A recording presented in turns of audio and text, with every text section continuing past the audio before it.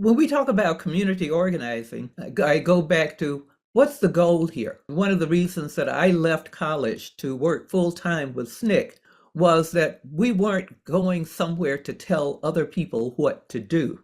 That in fact, we were listening, we were in a community listening to the people there. I'm Danita Mason Hogans.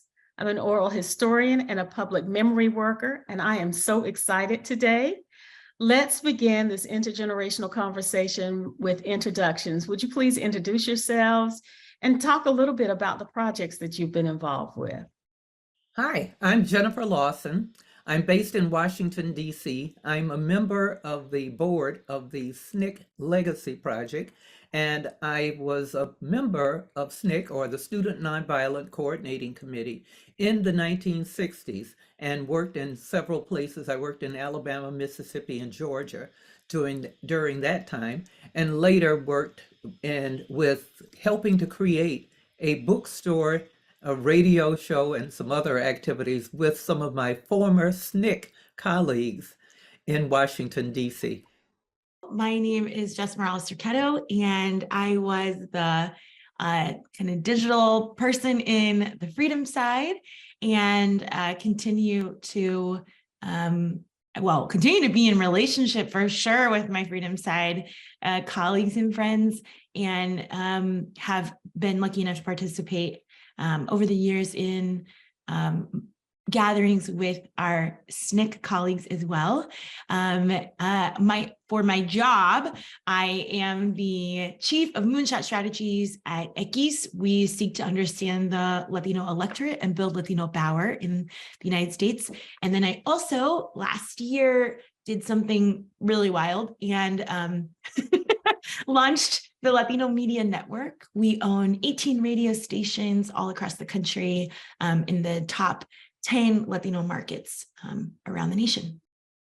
That's amazing. I'm really interested in how you both got interested and involved in activism and organizing, and specifically what issues may be at the time the most interesting for you. For me, well, it's really about my parents. My parents are what I would, really term like community-minded folks. My dad was active in the Knights of Columbus at our church. My mom taught Sunday school. We were always going to the food kitchen to help folks out. They never missed an election ever in my whole life, which I didn't realize was like a thing. My uncle, we're Latino, so everybody lives together. My uncle who lived with us growing up, he was a real proud union man, very active in his union. My dad works for the city government in affordable housing. So we were always helping somebody who was about to get out of their house, just got out of their house. Like it was just a huge, huge part of my life, was being really engaged in the community, and not just like engaged, but we were of the community. We like the community is at our house. And so that just, we like always grew up like that. So of course, being so active that way, my parents always had on the news, we always watched debates. I remember that the Bush-Gore presidential debates was about the first time that I was really old enough to have my own opinions and know what's going on. My parents are also very strict and very Catholic. And so, they did not support the Democratic candidate because of his stance on abortion. And I really liked Al Gore. I thought he was talking about what felt right to me, and I got grounded because I made too good of an argument for Mr. Gore, in my Bush-loving parents, conservative Catholics that they were like, absolutely not. That is not what we do here. So it was just a huge, huge part of my life. So, and we were extremely religious. The church is a huge part of our life. So truly, in my mind, you could work in the clergy or you could be a community organizer. That was basically the things that those were life's callings. You could also, many of the folks I knew were trashmen and domestic workers and teachers, if things had gone really, really well. And I didn't fancy really that so much. And Catholic church doesn't let women into the clergy. So it was like, okay, I guess I gotta be a community organizer. Like that was how my career trajectory happened. I think that's amazing. What about you, Jan? I grew up in Fairfield, Alabama. And Fairfield is a suburb of Birmingham, Alabama. And so I felt I had no choice but to be involved in the civil rights movement because the racism and the effects of the racism were all around me at all times. I mean, there were awful things that were happening in the state of Alabama and other states like Mississippi, Louisiana, Georgia. And these were things that we knew about. We had, at that time, the black press was strong. And so we had a local Birmingham newspaper run by Black people. And our parents, you got the Birmingham News, the white newspaper, and you also got the Birmingham Mirror, the Black newspaper. And so you'd hear about all of these events and these things that were happening. And it was, and many of the stories were just tragic. I mean, there were the stories of lynchings, there were the stories of people being assaulted or people losing land. So I kept thinking there has to be a better world than this. I was very fortunate to have parents who were curious about the world. My mother had taught school, and but she had stopped working when we came along as children, the three of us. But my father only had a third grade education. He had grown up. His parents had been born in slavery. And my father was born in 1899. And so his parents were born way back in the middle of the previous century. But that they then had lived in an area where it was really just, it was as if slavery never ended. And so my father only had a third grade education, but when he was 15, he came to Birmingham to work in the steel mills and the coal mines there. And that he decided he was curious, and so he kept teaching himself things and started his own business. And so we were poor, but we were rich in spirit. And my family we would travel. My father would just put tools and car parts in his car, and we traveled the country. We went to Mexico, we went to Canada, and then on those trips we'd go to museums and places in New York City. So I grew up knowing that the world was not like the world that was around me in Fairfield, Alabama. I knew there was a bigger world there, and I felt that it was something that all of us, not just my family, but that I just felt that Black people should have much better circumstances, and we should do something. I had thought that I wanted to be a doctor. I was also Catholic, and that when I had thought of being a nun, that one of the nuns in the local church had told me, she was white, and she said, "Oh, you could be a handmaiden of Mary, and that you could then go to New Orleans and join the convent there and learn to clean our convents." And I thought, well, if that's what the Catholic Church is about, it's not for me. And so I'll say goodbye to the Catholic Church. And that I believe that I can find spirituality and religion elsewhere, but without the racism baked in. So I decided when I was 16, Martin Luther King was in Birmingham jail, and there was a call for people to march in support of Martin Luther King. And they were asking that young people would join as well. And many of our parents were really sort of supportive, but also fearful of being so public about their support because it meant livelihoods. People would lose their jobs. They knew where you lived in that sense. So we high school students decided we are going to join the march, and we did. And that became what is now known as the Children's March. But we marched, were arrested, and that was the beginning of my true civil rights work. I think I read a quote recently that said that it was in 1963, and it talked about enslavement, the ending of slavery being more of an aspiration and not necessarily a fact. Mm-hmm. And I know that was felt pretty strongly in Alabama. So it's really interesting to hear you talk about messaging and narrative. And one of the things that I was so excited about having you two here together is that, you know, in my mind, you are two iconic strategists when it comes to messaging. You, Jen, with your sketching of the Black Panther, which I hope you will speak a little bit about, and your campaign with the Hey Jess campaign really spoke to the brilliance of the strategies that you both employed with messaging. So I would really appreciate it if we talked a little bit about what your thoughts were, what is important to you with messaging. Okay, I have to tell a story before we go there, which is, Jen, you don't know this, but so I am one of the leaders of the Families Belong Together movement, which is the campaign to end family separation and detention.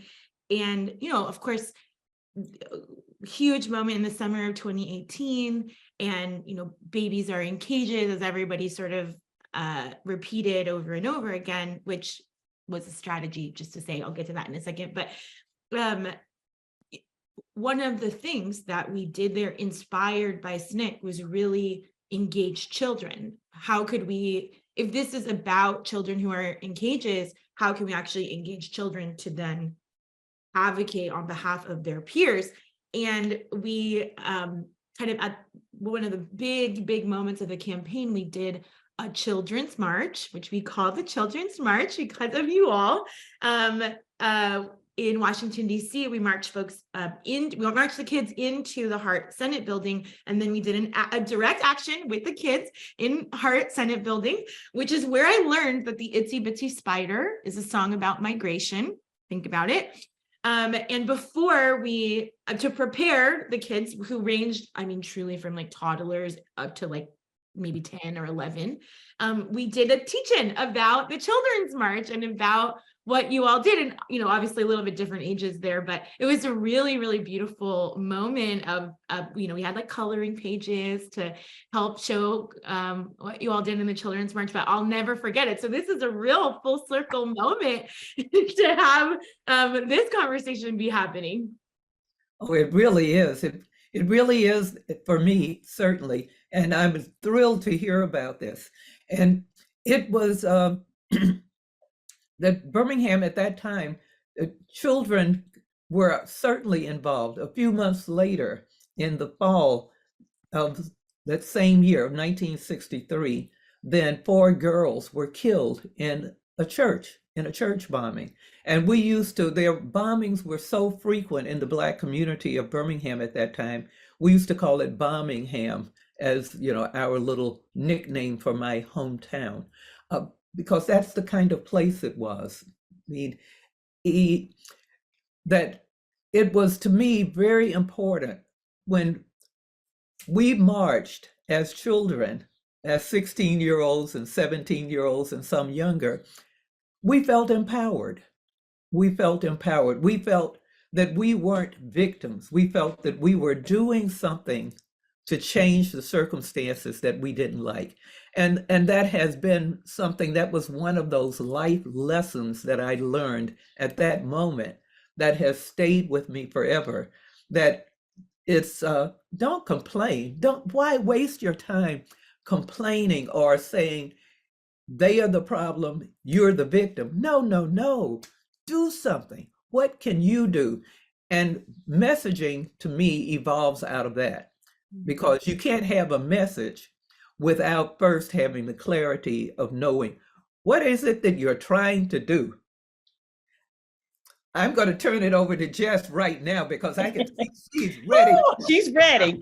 Oh my goodness, yes. Well, you know, because it's very in vogue as I was coming up, and even more now, you know, it's very in vogue to use what I would term inaccessible language. People really want to tell the most complex version of everything at all times. I want each individual to get their like bespoke, artisanal, organic message, you know, and we should have stories that are broad enough for everyone to fit inside them. And those stories can and should be specific so that people can see themselves in what we're trying to do, but also like, you just gotta know what you're doing, and it can't be like a paragraph. That's just, who is trying to be a part of that? Nobody. So I'm so glad you said that, because I can't tell you how many times I've been in, the messaging meeting, and it's like, okay, but what is the goal?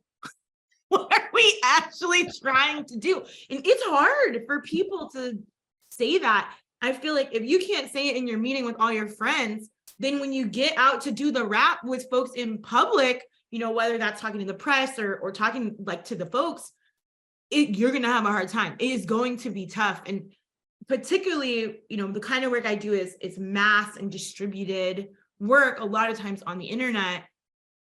If you can't really distill things down, it's not going anywhere. Like, it just isn't. I was just going to say, what I'm really enjoying about this conversation is that you two are masters of messaging, and you also are deeply rooted in community organizing. So I wanted to see how we could transfer that knowledge that Jen was speaking about earlier, and involve messaging within the community organizing work that you have done. Well, I think when we talk about community organizing, that again, I go back to what's the goal here? What's the strategy? And that normally we are doing something because there's a problem. One of the things, and one of the reasons that I left college to work full-time with SNCC was because I thought that SNCC was brilliant. I thought the young people of SNCC were doing a fabulous job. And part of what they were doing that I admired so much and tried to embody as a SNCC member later myself was that we weren't going somewhere to tell other people what to do. That in fact, we were listening. We were in a community listening to the people there. And that in Lowndes County, for example, Lowndes County had over 5,000 people, African Americans, who were eligible to be registered voters. But in the early 1960s, there were none. And they had been so intimidated and pressured to avoid voting that they couldn't register to vote. There were all kinds of threats, problems. People were evicted from their land because they wanted to register to vote. So when they invited SNCC to come and help them, what they wanted was to register to vote. We took that and worked with them so that it became a slightly different conversation, but it was still a conversation that they started and they dominated. What was different about it was that they sort of said, yes, we want the vote. This is important. Voting is important. This is a part of being a part of a democracy. We can express ourselves. And we said, what is it that you want? And they said, well, it would be nice if we didn't have that sheriff. And it would be nice if we feel that the tax collector, all these things, the Board of Education. So, well, who would you vote for then? And they said, well, let's think. And we said, what about this person? And at that point, they couldn't really envision themselves as the people who could hold these offices. And so part of it was interesting, because this was, again, one of these problems of education. We said, why can't you envision that Mr. Logan could be a sheriff? And they'd laugh and think, and they say, he's very good about A, B, and C, but, then there was this hesitancy. So they said, we don't even know what the sheriff's job really is. So SNCC had a research department, and back in Atlanta, we got the information from the Alabama state government of what the county officials' jobs really were. So we got those job descriptions. And rather than sitting and just sort of saying, here's what the sheriff would do, then that's where I thought if we had better tools, we could make that much more understandable to more people. The best that I could do was draw stick figures, but we decided to do a comic book. And so Cortland Cox and I put together then a series of comics of Lowndes County, about Lowndes County, and about the roles that those individuals played. So people could then have a sense of, so that's what why the coroner is important. That's what the tax collector does. This is what the sheriff does. And through that, and through workshops with people, and SNCC brought people to Atlanta even for workshops to talk about county offices and what people could do, that people felt more empowered and felt the confidence to then run for office themselves. So that for me is just an example of how you start with community organizing. And it starts with, you got to have a community. And then you have to have something that you're organizing around or about. I'm so glad you said you got to have a community, because I think that, it's very easy now, particularly with the internet and with social media, to have a message that has moral authority, but no humans with it, right? And I've definitely done work like that too. Sometimes that's what it is, but it's not good.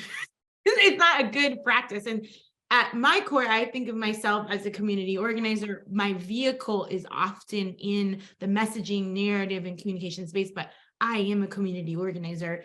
And I in this age of technology and data, and anyone can say anything or be anything, or create a movement. Oh my God, one of my worst. I hate when people call we started this thing, it's a movement. It's like, who is following you? But and the reason I think that is critical is because organizing teaches you how to be in relationship with people, and how to make an invitation to people to take their own leadership that already exists in them.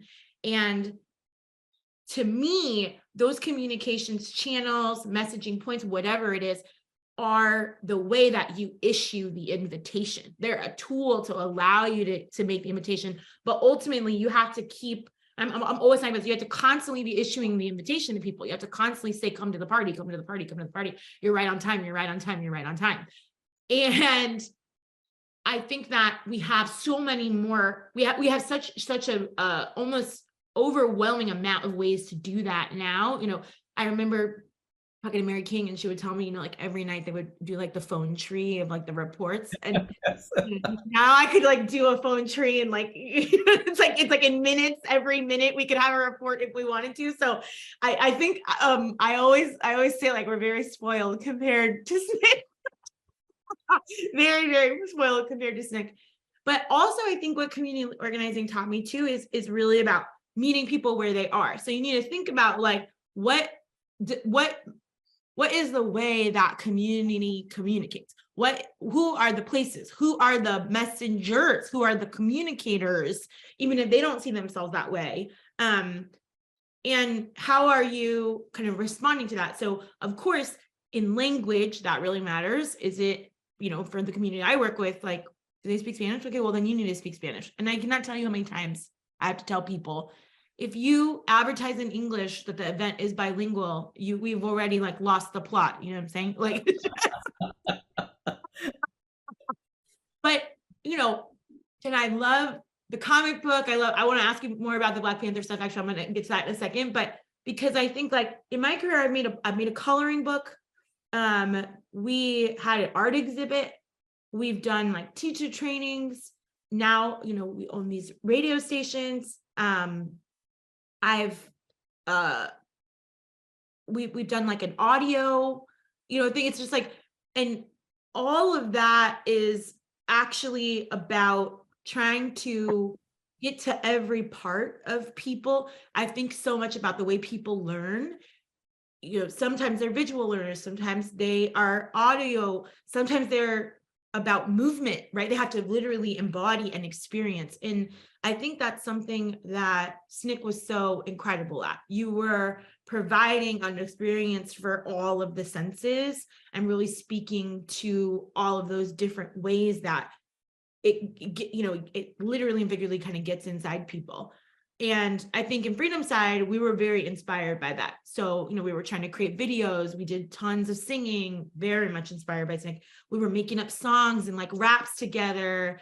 We were we were naming our ancestors that we were wanting to be in the light of. We were, visual art was such a huge part of what we were doing. Talking on social media was like a huge part of what we were doing. But in some ways, I'm like, well, that was easy. But I feel like y'all had it harder, much harder.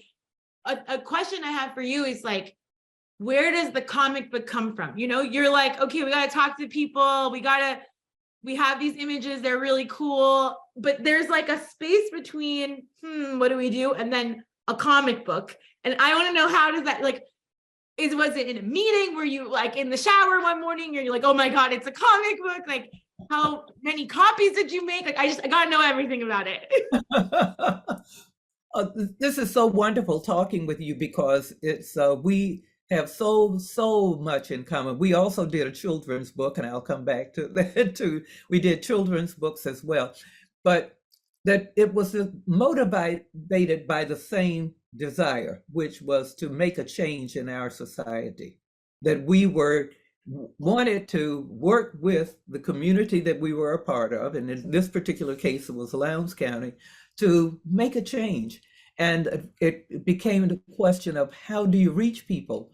One of the reasons the Black Panther came about is because at that time, the quality of education was so awful, so absolutely awful, that the rate of literacy of people who could actually read and write was fairly low. And you had adults who were sort of saying, oh, I wish I could read. I'd love to be able to read the Bible. I'd love to be able to see what's on my paycheck. You had people who wanted to do banking and things, but couldn't because of this lack of education. And with the political parties, it was just accepted in the South, I mean, in some of these places, that level of illiteracy was so high that for whites and Blacks, then they would use symbols. And that in Lowndes County at that time in Alabama, the white Democratic Party had as a symbol a white rooster in an oval shape, and and the motto around it said, white supremacy for the right.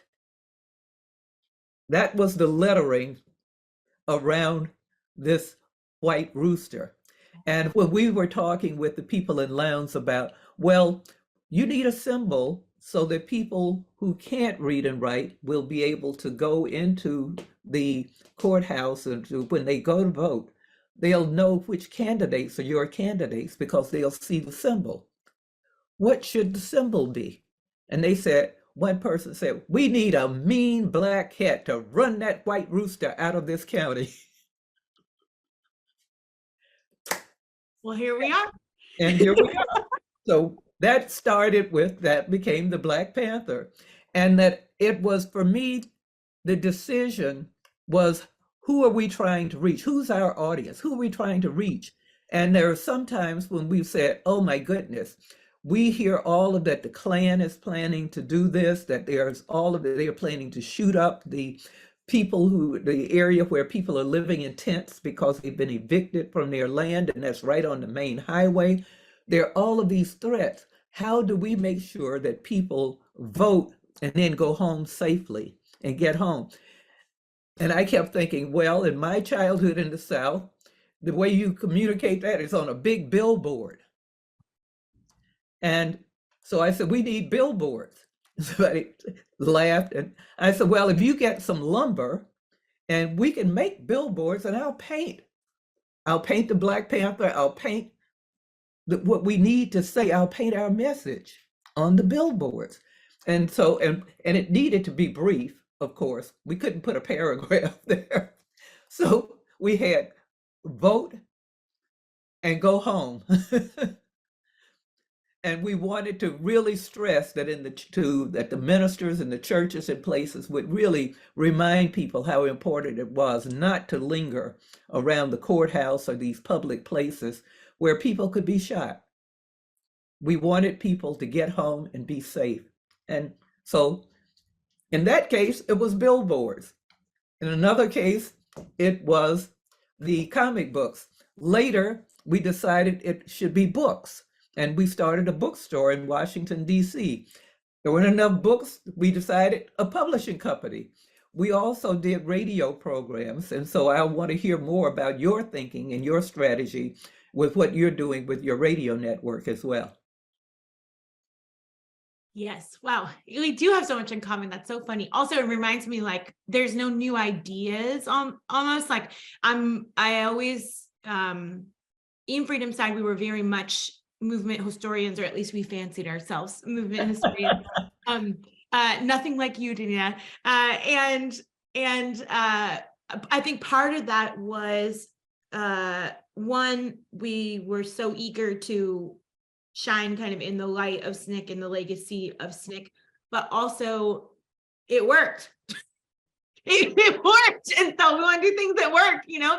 And now I really think about that often, because I think that part of what we're trying to do, and certainly what we were trying to do in Freedom Side very specifically, was evoke a familiarity about the work so that it felt connected to what we were trying to do, but also so that there was clarity that many of the problems that we are trying to fix are the same problems. We have come a long way, but ultimately they're rooted in that exact same struggle, not only in the context of we, I guess, are still, but certainly very much were then, young people trying to solve those problems and be kind of the solution and be the change and be the leadership, but also that the same challenges that still exist and are related very directly to the systemic setup and the systemic, you know, and then thus the outcomes from that system. That was really, really important to us, because I do think it was similar to SNCC, a kind of moment when, yes, we wanted to imbue individuals with leadership and visible leadership, but also we wanted people to understand it wasn't just you can't just fix it on your own. It's about this larger problem that one of our main goals was educating people about that larger problem. Do you know that the reason everyone in our community is in jail is not because they're bad kids? You know, we often quoted at the time the artist Kendrick Lamar. His seminal album had come out, Good Kids, Mad City, and we used to constantly talk about, you know, and that was like a chant that we used, was Good Kids, Mad City. We used the song Good Kids, Mad City all the time, because that was what we were. That was exactly right. Like we were those people. So those words really resonated with us, and you know, the thing was, if you were in Columbus, Ohio, or Cleveland, Ohio, but also if you were in Miami, Florida, but also if you were in Durham, North Carolina, Mad City applied to all of those places, which wasn't even exactly what Kendrick meant when he wrote it, you know? So that, I think, became kind of a real like cry for us. You know, it's so funny, in the pandemic, during the Summer of Racial Reckoning, I participated in a car march, right? You know, because we couldn't get together. And so we literally stopped traffic in the whole city on this just giant car caravan. So bad for the environment, good for not spreading the pandemic. You know, organizing contains contradictions. And the song we played the most on that, you know, we were chanting and we're honking, and also we're playing songs. So I'm playing some of the 60s songs. And also I hadn't listened to that song in forever, but I was like, oh my God, this is the moment for Kendrick, Good Kids, Mad City. There's a moment for that. And it really took me back to that. But, you know, in the radio work, I think one of the things that we talk a lot about sense making. What we're trying to do is make sense for people. There's an ocean of information that people have that they don't know who to trust.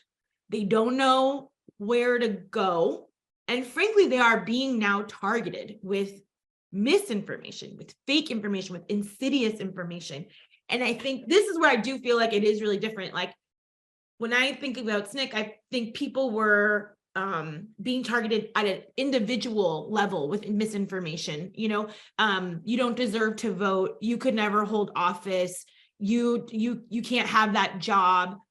Now people are being targeted in this super mass way of actually, can we see just these completely, it's hard.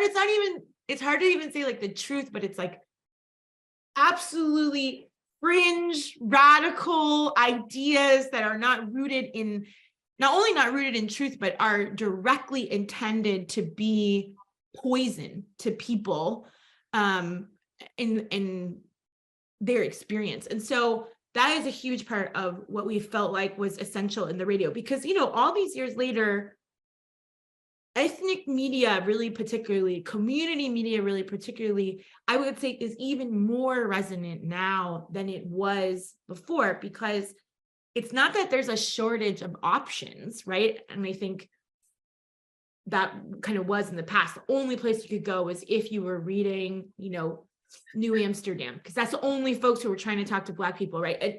Now it's not like that. It's like any type of Black person can find any type of media specific to them. The Haitian American diaspora, second generation, there's an Instagram page for them. But there's less clarity about how to tell a full picture of who we are and what we're trying to do. And we feel like radio is so important for the Latino community, very specifically. We are the #1 consumers of radio content. And as I like to tell people, we have our own stations. There's stations in Spanish. That's just for us. It's not really for anybody else. There's an entire wing of the media. It's just Spanish language media. And our stations are almost entirely in Spanish. And we will remain kind of Spanish first. But also, the radio is a companion. We call it the constant companion. Our folks that listen to our stations are housekeepers who don't have any coworkers and stick their headphones in and listen to the radio station, and construction workers who are trying to knock out the sounds, and, lawn guys who are out in the, outside all day long, cleaning up people's lawns, and that window washers, and, the folks that's who listens to our stuff. And, they are not necessarily, or very importantly, people with long commutes. And why do they have those long commutes? Because they can't afford to live close to where they work, because it's too expensive. So it's like, even the function of why they listen to our stations is related to the systemic inequity that exists in our communities. That's why we're there. We're the gap almost filling that. And so I'm so cognizant of that as we think about, I'm the person who's in charge of our like creative side and our like content, as I think about that, because it's like, even the act of them being present as a listener is an indicator of who they are and what might be important to them. And, I think often like what is actually important to our community and then like what people say is important to our community are not always the same thing. So like one thing that keeps coming up, for sure, we're going to end up having a show that's about like natural healing, natural remedies, like, the indigenous medicine that exists in our communities that we're like representing, because that's just coming up like all the time. And, it's funny is like, it's a lot of AM, it's a mix of AM and FM radio, but, AM radio is really dominated by an older audience. And I just think it's so interesting to hear them talking about natural remedies, because the young kids are also obsessed with like no chemicals and green and clean and, going back to our roots. And so I in my wildest dreams, I'm like, this is a place actually where there's intergenerational conversation that can be had as well, because both groups want to explore, but also it speaks to me, both groups desire a connection with the things that have been taken from us and that we want to reclaim, even if honestly they don't see it like that. That is what it is. And so then the station becomes not only a place to make that connection with the community, but also potentially a place to say, do you know that you are reclaiming this? You need to reclaim it because it was taken from you. It was taken from you because it is powerful and they don't want you to have it. Who's they? Oh, well, I'm so glad you asked. I think when you're talking, Jessica, I think about you, Jen, and your time with PBS. How do you think that might be connected to some of the things that Jessica is talking about? Well, I think that it's the same desire to both create community, to dispel myth, and to reach as many people as possible. And I'll bring in another issue or topic that I think I'd love to discuss with Jess as well, which is the economics of our work as activists, as community organizers, and how we, as we evolve through our lives, how do we maintain a living, a lifestyle that's compatible with our values too. And maybe I'll start there because that's something was quite interesting that we kept feeling, just as Jess is talking about, that we wanted to have this tangible community. And one way of doing it was for us a bookstore. So we then started Drum and Spear Bookstore here in Northwest Washington, D.C. And we saw it both as a place where books about Black culture, Black history, Black life, magazines and everything would be available. But we also saw it as a gathering space, a place where people could come and meet and talk about topics, and we'd have events that community could be a part of. So it was that sense of trying to create community, trying to disseminate information. What we didn't think about as much, because we were coming out of our sort of movement mentality in the sense of, oh, something needs to be done, let's volunteer to do this. So we didn't think about how we would sustain ourselves as a business or how we would even give ourselves a decent livelihood. Fortunately, the majority of us had decent health, so we never had to go and be hospitalized, because that would have been the end of that back then. But it was, our businesses didn't survive because we thought of them. The revenue we kept thinking of, it was like profit was a dirty word. So instead of thinking about taking that, the income, and plowing it into growing a business, we thought of what good can we do with it? So we were supporting other activities, other movement activities with the funds that we would raise from our work, which was noble and very good of us. So we expanded our work to people in Tanzania were fascinated with what we were doing and having a publishing company. We went to Tanzania, started working with them. The Sixth Pan-African Congress was getting organized. We supported the Sixth Pan-African Congress. These are things that helped lead to Nelson Mandela's being freed from prison. And so none of us, I think, have any regrets about what we did. But I keep thinking that when I speak to other generations, that I feel that it's important for people to consider this longer line of sustainability in the future, and how in some cases you can be in an even more powerful circumstance to get your message out. Just as an example, one of the people that we worked with back in our radio and bookstore days was Kathy Hughes, Kathy Liggins, who now is the, she's one of the founders and owners of TV One, Radio One, and built a media empire. And it was all back, she was one of the people who was back there in those days, trying to reach community as well. And so she's doing it in a different way, in a different scale. So I'd just be curious about what Jess sees as future for their radio network, and whether it's just radio, whether it will expand into other arenas? Yeah. Wow. Wow. Yes, what a question. I mean, well, I have so many thoughts about this because I think about this on an individual level. My whole life, my job, what I've been paid to do is to be a community organizer, right? Which some people would say is the wrong way of doing it, like actually that you shouldn't be paid to be a community organizer. Real community organizer is not doing that. And, I think that we wrestled with that in Freedom Side, and we kind of continue to wrestle with that because I think often about my mentors, one of my mentors, Caroline Murray, who organized with, kind of out of the Alinsky School for a really long time in Massachusetts.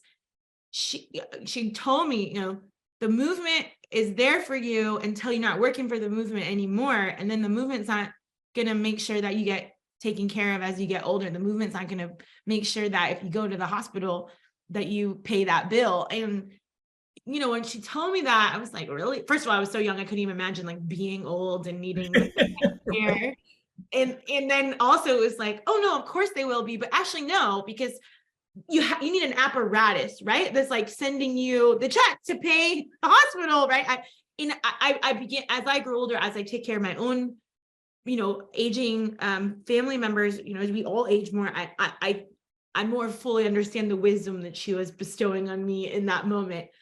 And, in Freedom Side, we were all volunteer. So even if we were being paid at our jobs, there was nothing about Freedom Side, and we were raising money from the community. I remember maxing out my credit card for Freedom Side, and I will never forget. I went to Jackson, Mississippi for the 50th anniversary of SNCC, and we were staying at like a Days Inn. And I would say it was very much of the community. Many of the folks that we were with, they lived at the Days Inn, and we made like hundreds of peanut butter and jelly sandwiches to feed all of our group. And basically, we realized we didn't have enough food for everybody, so we did like a quick collection. And Nalini, who kind of led Freedom Side, we didn't, it was very in vogue not to have one leader, but she was kind of in charge. And she was like, well, we're coming up short. Okay, and she put at that time what felt like an astronomical amount of money in. And I was like, where are you getting this money? Now I know Freedom Side is not really paying. She was only paid Saffron. I would use paid very loosely. And she was like, well, this is my rent money. And I just like, I'll never forget. I'm like, well, what are we going to do my rent? We're going to do another collection? Like, I don't, so it was real grassroots. It was super bare bones. We were constantly trying to raise money. We were raising money online, a little bit at a time. We were constantly like asking people for money, just like, and I was coming from, frankly, a place of relative privilege because I had a good union job at that time. I was working at the AFL-CIO. So I was making the best money I'd ever made in my whole life. I mean, I was making the best money in my whole family, ever in our history had been made. I had great health care. At the time, all I wanted to do was make it long enough at the AFL that I could get my pension a little bit vested, which like there's no jobs with pensions anymore. Like that was why I was so focused on it. Where else can you get that? Only at the union these days. So, I had a credit card to max out, right? Which was different than some of the other folks that we were, talking about. So for sure, it really shaped how I thought about like resources, what the community is capable of in giving resources, and frankly, what you could ask the community for in terms of resources, because we were constantly just relying on the generosity of the community and their investment in the change that we were trying to make as of this vehicle. And it was hard. It's really hard to do stuff without money. We live in a capitalist society, so it takes money to do stuff. We were traveling all over, and we were bringing young people there, and we're bunking up like 10 to a hotel room and stuff. And it was fun. I would do it again. But it did really teach me like, how do you match the resources to the plan and the people that you have? I think as we think about long-term sustainability in our movements, it's really key to like think about that. Because of that, I feel like I became very clear that I needed to gain the skill of raising money, from the community, from, now, of course, high dollar donors is like a huge part of how people raise money, foundations and things like that. And I was really lucky because we did digital, and in digital, you can ask the community directly for money. You can raise community money directly from the community. So it's incredible to have that skill and then also be able to go out and raise money from wealthy folks, and they should be giving us their money anyway. So for LMN, I'm very proud to say we are the largest capital raised by a Latina-owned media company, actually by a Latina-owned startup in the history of the United States. We raised $80 million to launch our company. And I'm very proud of that. I feel incredible that we've been able to put that stake in the ground of our communities deserve that. Our communities need that. 2 young Latinas can be the people who are the stewards and kind of trustees of that. And again, we live in a capitalist society. So it means that our company is valuated at hundreds of millions of dollars as we start. The expectation for our company is that we would make a lot of money, and we do need to make a lot of money because I owe a lot of money now to our investors. It's not, it's my money now, but it didn't start as my money. And so now I gotta be successful, right? And as an anti-capitalist, as a person who spent my whole life as a workers' rights organizer, directly before this, I was working with the domestic workers, okay? So I feel a real contradiction of this moment. And at the same time, I do think that because of who our audience is, Spanish and very Latino, and in Latino communities, majority Latino communities, in some ways, making money from that community is really important to me. I don't want to abandon that part of the community and get a younger, more upwardly mobile, more educated, more money. I want to raise money from domestic workers and the lawn guys and the construction workers because that is part of how I'll know that we're really literally ears to the ground with them, but also that they're invested in what we have to offer. I want them to be invested in what we have to offer, and I want our content to speak to them. And I think that I'm obsessed with mass and with scale. One of the things that SNCC did that I think is so critical is they captured the imagination of the country. They set the tempo of the cultural conversation, and they were the cultural zeitgeist. By the way, that persists, right? That because that happened, when you all were at the height of your organizing, the ripples pull out into this day, right? We're literally this week, Mr. Belafonte died, and he's a huge giant of culture. And I feel like actually the thing most people want to tell about him is his involvement in the civil rights movement, right? He's an activist. And to me, I want the work that we're doing to be similar, to have a legacy that really extends beyond that moment and really speaks to the conversation we're trying to create in the community, the messengers and leaders who build the most trust in the community, and put it back into the community. I'm from a working class family, and let me just tell you, I never imagined that I would do any of this. I community organized, I imagine, but like own a community focused radio, like no way. And we think this is the beginning, right? My dream is to make it so much bigger than this. All the types of media that our community consumes, I want to be there, and I want to create the types of media that we deserve. Movies and songs and books and whatever else they haven't even created yet that we should be creating.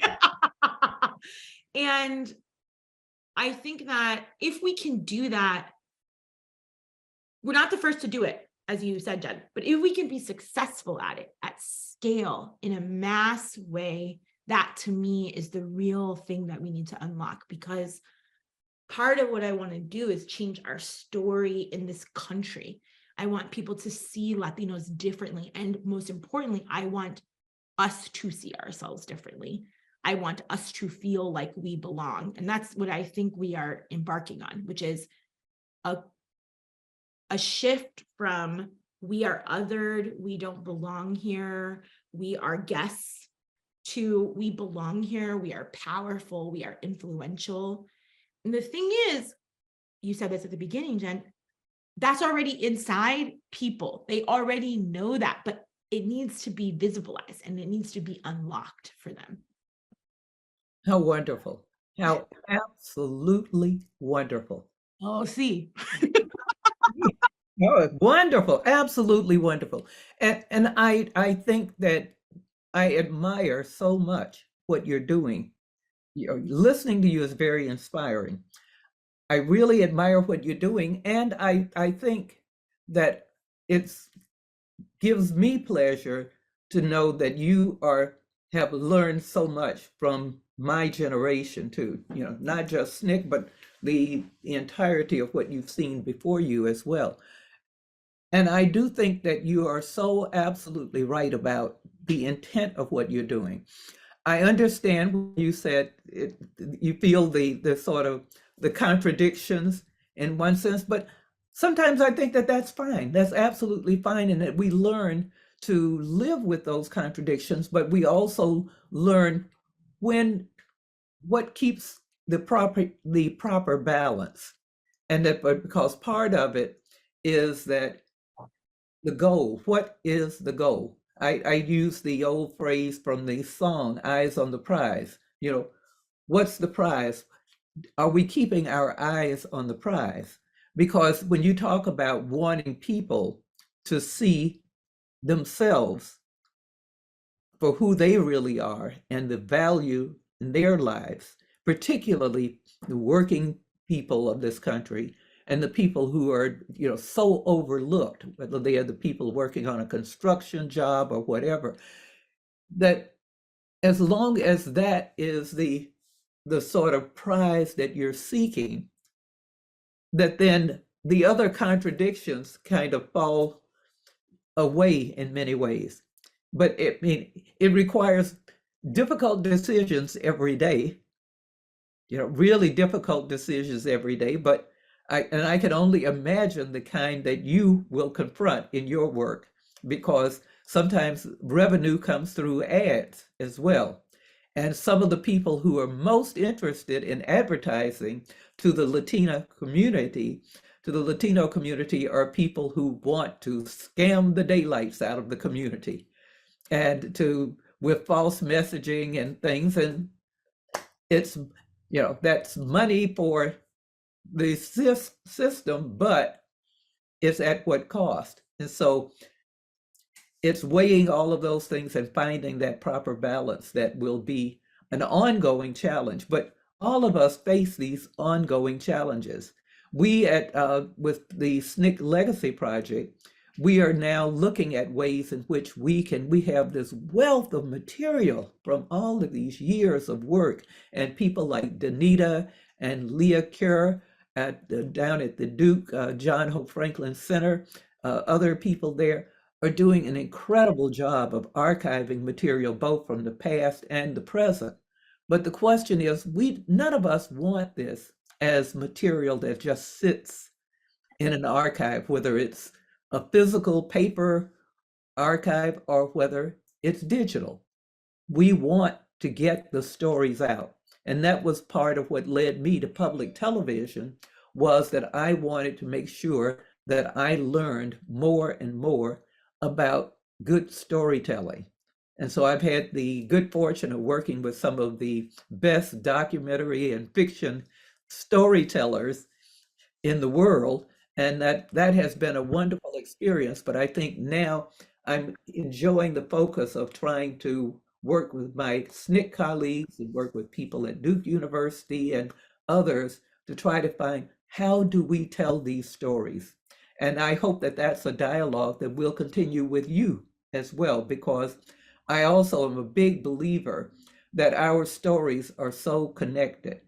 I spent time in Mexico and end up, when you were talking about the indigenous medicines and the young people, it's the aloe plant is something no matter which name you're using, that everybody is sort of going, medicinal properties there, and hibiscus flowers, and just so much. And now the magic mushrooms are being discovered everywhere.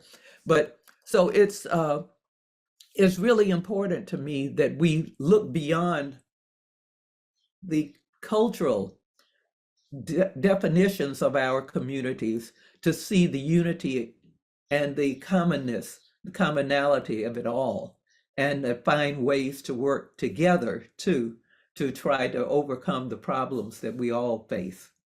Well, I think this is a perfect time. First of all, let me tell you how much I enjoy being a fly on this wall. I'm just so thrilled with this conversation. And I wanted to ask, I think this is a nice segue into the coalition building that you two have been involved with over the time. And I was wondering if you could talk a little bit about the coalition building, particularly between the Black and Brown communities. Yeah, I mean, for me, Freedom Side was so instrumental in that. I worked for Barack Obama's presidential campaign, and there was coalition building there. You got to get a lot of people to vote, so you got to get a lot of people. But it's different, than movement coalition building. And at the AFL, the AFL-CIO is a coalition. That's what it actually is, right? So there's so much I feel like that is it's at the core of my work around like bringing people together. But I think for me as an individual, Freedom Side was the real first time that I was seeing a very explicit recognition of the need for multiracial solidarity, while also maintaining, Black liberation, a need for a Latinx space, a need for API leadership in the communications team. We even had, I think, honestly, among the best sort of like representation there. So Kieran and Bex were key members of the, Kieran's last name is Connecticut, and I actually don't know Bex's last name, to be totally honest, or Hurwitz, Bex Hurwitz. And they were AAPI leaders, and we're bringing an AAPI lens to our work, making sure that, our slogans and our chants also included their lineage and heritage, which was so important. They were also queer and led the Queer Caucus, and it was we had to do learning, I would say, around how to, in our spaces and internally and externally, appropriately engage and communicate our solidarity with the LGBTQ movement. And then, of course, I was, we didn't have that many Latinx leaders in the communication space, so I really represented our brown brothers and sisters. And then Erica May, who was, her and I kind of were the day-to-day, we were really running things. And Theo Moore, who was like, he kind of represented us at the steering committee on the communications team. They not only are Black, we're Black, they also do Black organizing. That's part of what their work is. And then Kevin Baton and Sandra Khalifa. Sandra is multiracial, she's API and Black, and then Chubbs is Black Haitian.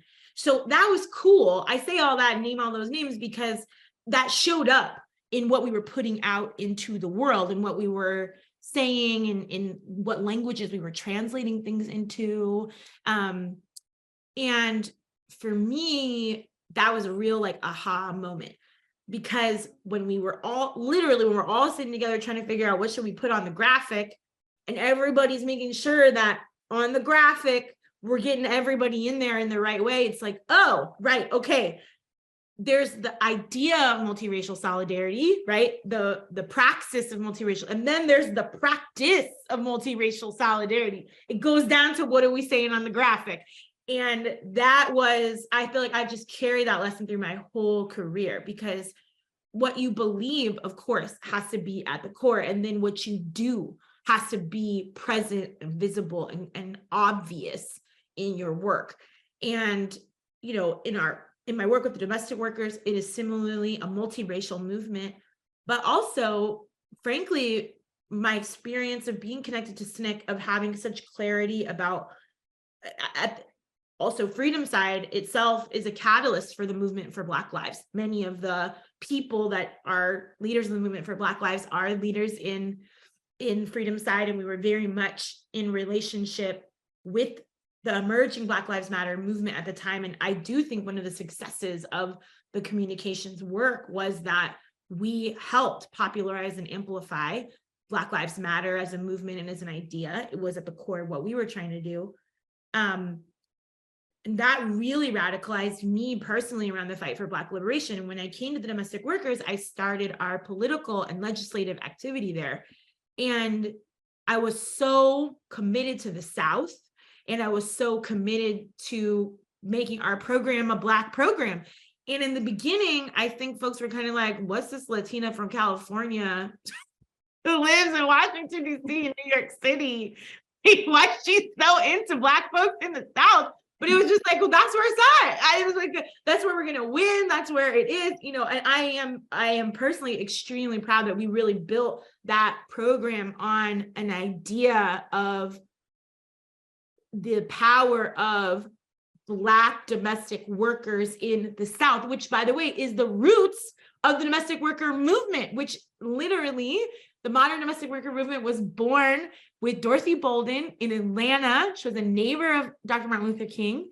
And, you know, of course, the washerwomen strike in Atlanta is a huge moment in the civil rights movement. So again, I was like, whoa, let the circle be unbroken, because it all kind of like comes back. And I even had, I think, the facility to be even remotely successful in being like, this light-skinned Latina is gonna organize this Black Southern political like force because of Freedom Side and because of our connection to SNCC, honestly. And it's really interesting that for us, for the people of my generation, particularly working in the South at the time that we were working, that it was a coalition building meant something quite different in many ways. I mean, we SNCC worked very definitely in coalition. If you begin to look at 64 and you look at Mississippi, you'll see there's COFO and the number of organizations that SNCC worked with for Freedom Summer, and that the number of volunteers, in fact, the high number of volunteers who were white, who were Latina, who came to work in Mississippi, particularly during Freedom Summer, actually led to another kind of realization. And it was a realization that that we needed at some point to do things where African Americans would be in charge, where Black people would be in the leadership of the projects and of deciding the direction and everything for the projects. And that for some people, this was a very painful moment, because we had great friendships across racial lines. I mean, a lot of whites and Blacks were very close friends, lovers, couples. And that there was a point, though, that we felt that it was really critical that in those communities where we were organizing, we needed to be the lead organizers, that the whites couldn't do it. It couldn't continue to be, because it fit too much into the old pattern of the patronizing white Southerners and the whites in the key roles, with the Blacks in the position of going along with the program, so to speak. And that it was, you know, people who, when they would, when two civil rights workers would show up at the door, then in canvassing or something, they, of course, assume automatically that the white person was in authority. And it was a question of when do you break this mold? When do you change the mindset and have people understand, no, we can do this, that we are capable of liberating ourselves. We are capable of finding freedom.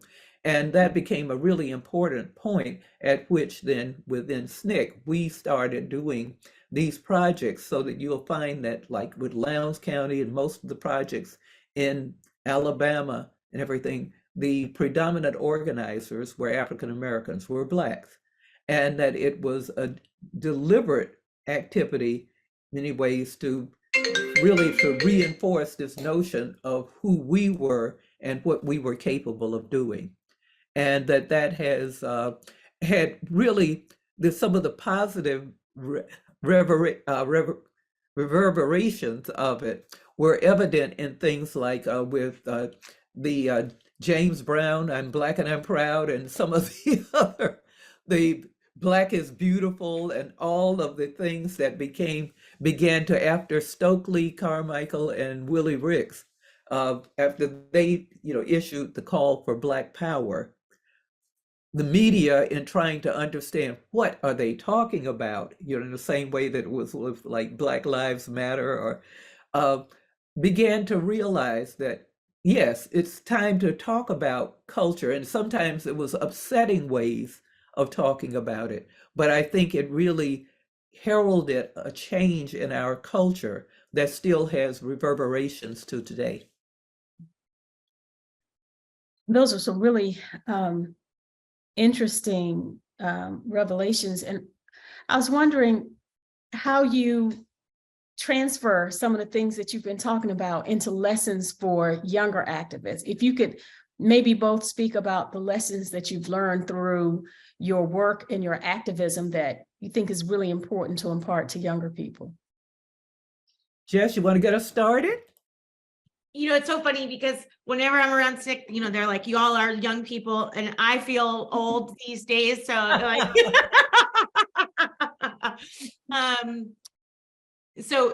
claiming I'm still a young person myself, and I feel like one of my biggest learnings as I get on the older side of young, I guess, is that you'll learn so much over the course of doing this. So, when I've really been in my bag and felt like I was really in my flow, organizing, doing the best work, I was like, wow, this is the pinnacle of my organizing. And then now I realized, you're really just getting started. You'll be in your bag, you'll be in your flow like some other time. And in theory, I'm getting better and better at it, right? Because they're truly, I think almost maybe more than so, there's just no substitute for doing it. None at all.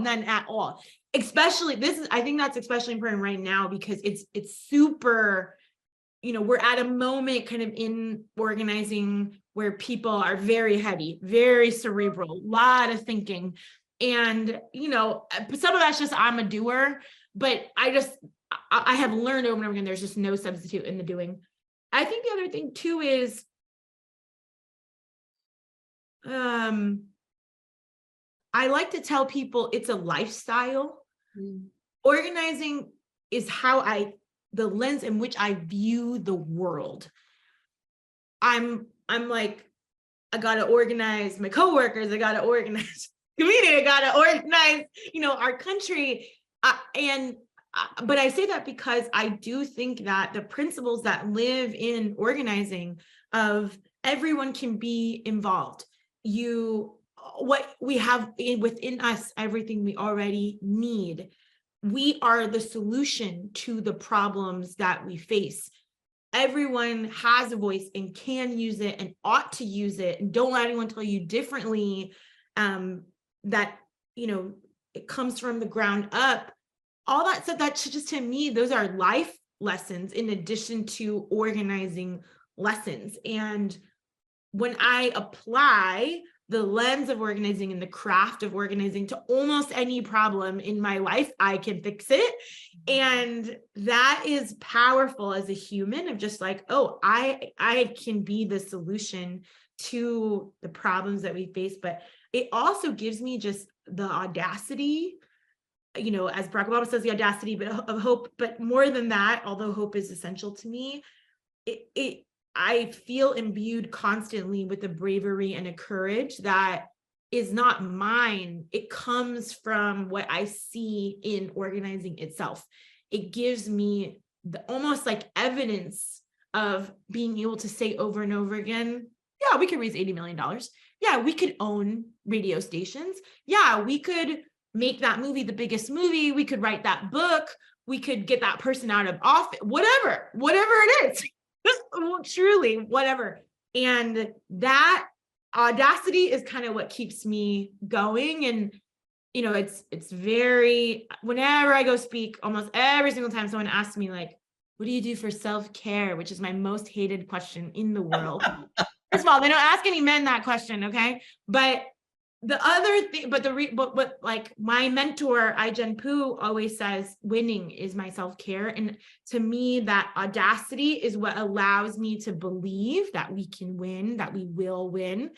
And when you have those two things together, the like sort of hunger for the winning and then the actual deep down inside of you belief that you will, I kind of think you do. I think you will then. Those are the two prerequisites. The rest of it is like, we'll figure it out. I think that's so funny about the self-care, the self-care.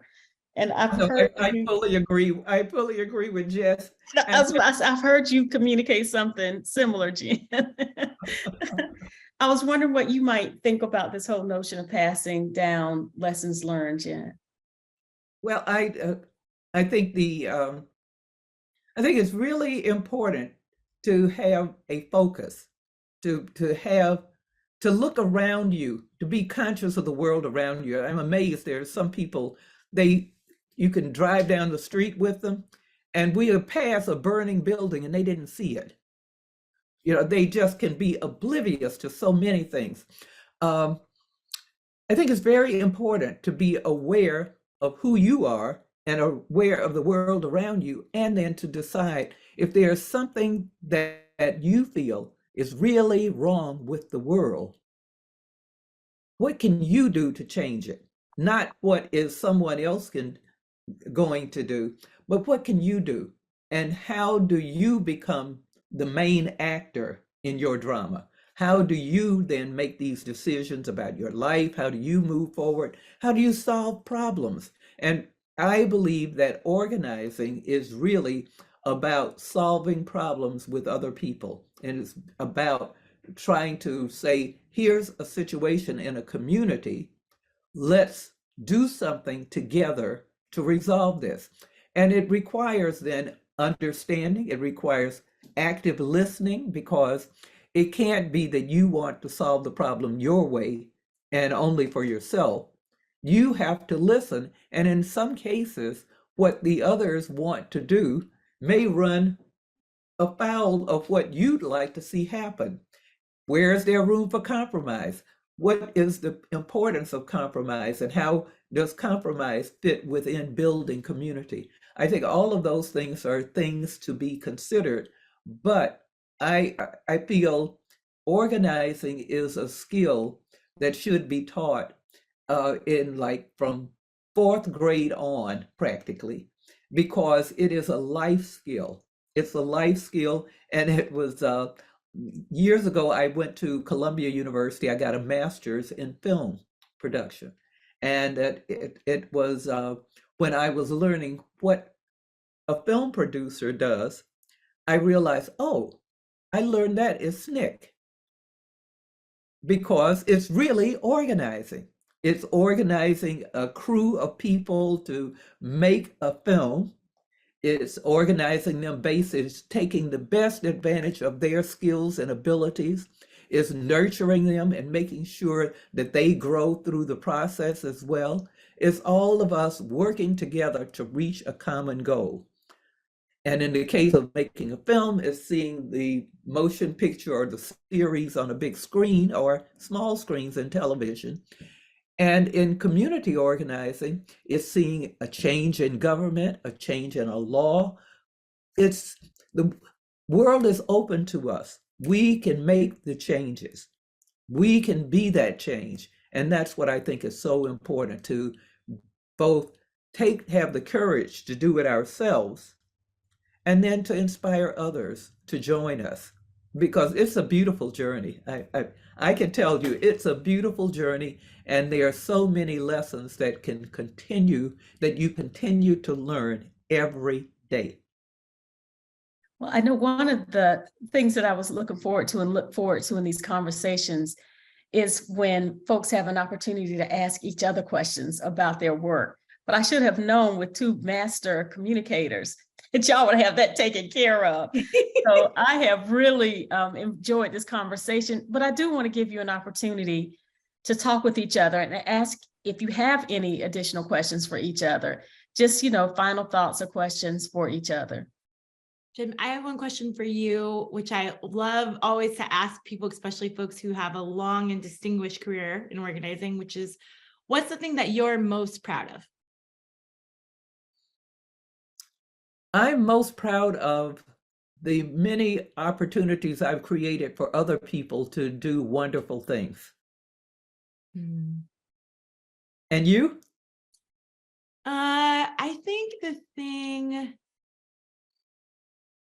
the thing I'm most proud of is I feel like I have helped people understand that we can think bigger and do bigger as a way of getting to the change we're trying to seek. And we don't need to be prescriptive about how that change happens. The change can happen lots of different ways. And in some ways, when we think like that, it almost unlocks new things that will give us more levers of power to pull. And that I feel like I'm doing that now. And I'm hopeful that I just keep doing that. That's like, in 20 more years, I want to say, I'm even more proud that that's become even more true. Wonderful. Wonderful. Oh, what a pleasure this was, Jen. And also to you, Danita, thank you so much. This is really lovely. Well, oftentimes. It's been my pleasure, really my pleasure. And that I hope that with us both being in Washington a lot, I hope that our paths will. Yes. Please, I would love that. I would love that. I live here. Let's get together. I live here too, so. Okay. That's the deal. This has been such a great honor and joy for me, because first of all, one of the things that we really didn't talk about, but I think is central to your work, is that both of you are such effervescent and just beautiful people, just so pleasant to be around. And that relationship building really has a big deal and big part to play in organizing. And often as women are not thought or given enough credit for being strategists. And you two are, some of the most important strategists that I've ever come across. So just to be able to see here and be a part of this conversation is just such an honor. And I think one of my favorite mentors, who may or may not be on this recording, said, when something is good, just let it keep on going. So thank you for that advice, Jen. And Jess, thank you for coming. Thank you for the time that you spent with us this afternoon. I know that future activists are going to really benefit from this conversation. And I just am so grateful to have been able to be here with you both today. Thank you. Thank you so much.